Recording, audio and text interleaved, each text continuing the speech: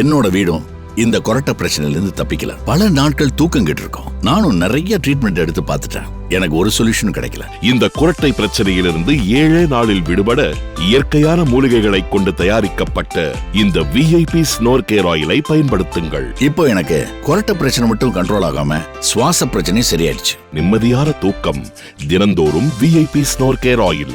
இப்போ நான் வீட்டுல மட்டும் இல்லாம அவுடோர் ஷூட் போனா கூட எதை பத்தியும் கவலைப்படாம நிம்மதியா தூங்க முடியுது.